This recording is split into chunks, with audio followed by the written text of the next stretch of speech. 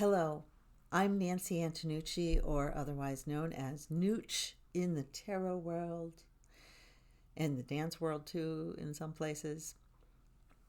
So I'm going to shuffle my deck, pull one card, and see how I can open that up for ideas that you could use as a reader.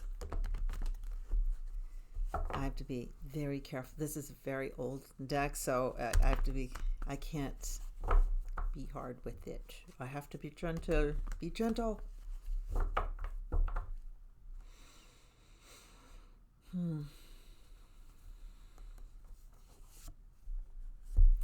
Well, lo and behold, I got the devil. The devil's in the details. Boy, usually, yeah, the details you don't want to read.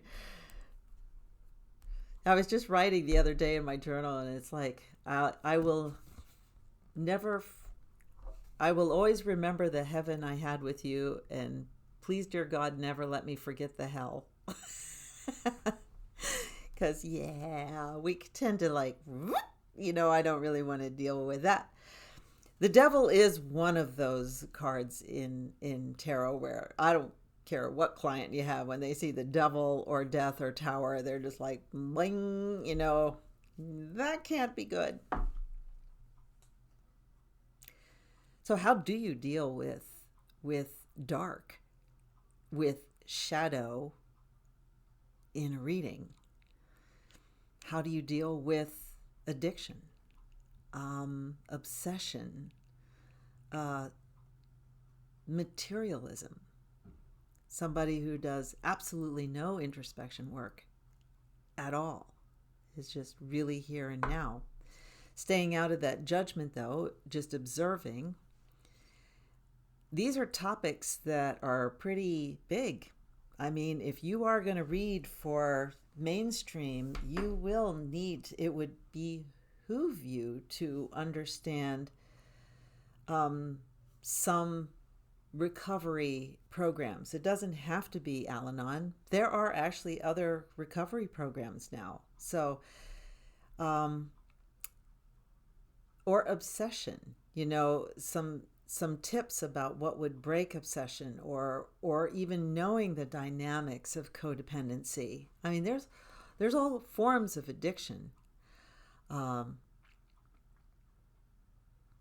And doing that in a way as a reader with the cards, using your tool in a way where it's trusting that, in my mind, I'm trusting that their spirit is helping me help them, help the human self with either options or alternatives or insights that would really be helpful. Because hopelessness and futility just feed all of those loops. And even false hope, something to really be careful about as a reader. To not do a whole reading where some really hard things come up, but then at the very end kind of whitewash all of it and say, you'll be fine. You don't need to whitewash. I mean, that would be nice. I mean, it's nice to encourage your client. You don't want them leaving terrified. But on the other hand, in the dance of the spirit and the human, there are just times when I feel like I need to get out of the way between spirit and human. All I need to do is read the message I have for them. And that will be at times really naming their fears or blowing their ideas, their expectations, their real strong narrative. Nope, this is what it is and this is what it has to be. I mean, it's not my job to bust open illusions. It is my job to be as clean as I can be with the cards when I'm just not getting the same information that my client firmly believes in. And I don't have to be adamant about it. I can just simply say, that's not what I'm seeing here. So, I mean, take what you want and leave the rest, but I'm going to stay true to what I'm actually seeing from the cards, sensing from the cards, and from my own invisible team. Not everyone does invisible teams, but I like mine in there. They're not union or anything. I mean, they're great. So what I would say when it comes to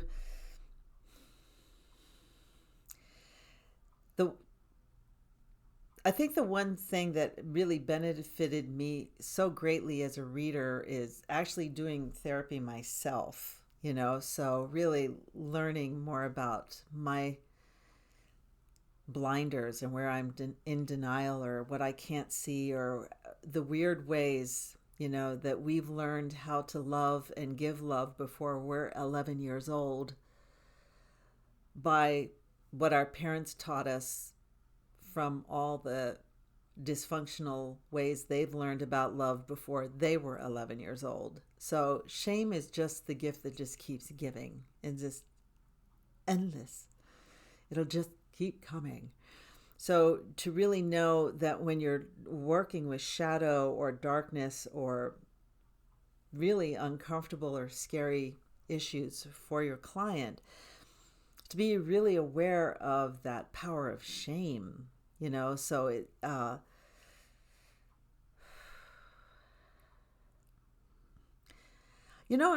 when I think about it, I actually really use humor a lot also to deflect, to poke fun at shame, like, poking a bear, just like, screw you, we can minimize you, you don't have any power over her right now because you're sitting at the table with me and I'm going to make her feel, or I'm going to help her see how she can feel beautiful, loved, seen, sane, whatever it is that she needs. And kind of poke fun at the shame. And I myself do that with humor. I love irony. I truly, truly love irony. So, I mean, to me, that is my form of humor. And irony comes up in tarot in very helpful ways. I mean, you tend to hear a little bit better too if you laugh, and you're certainly not laughing at someone, you're making sure you're laughing with them, or putting it in a way that is I don't know, saucy or kind of a little edgy, just to throw them off and not take themselves so seriously, but kind of take the dynamic they're dealing with seriously, so that you're really supporting them with compassion and peace. And again, to me, the ultimate word for a reader is witnessing, just really witnessing. I am all of my senses paying attention to who you are and what you're saying and feeling right now. And the cards themselves will bring up insights. And, when you're in devil territory, when you're in shadow, when you're really starting to bring up things that are really like, no, I didn't think the reading was going to turn that way.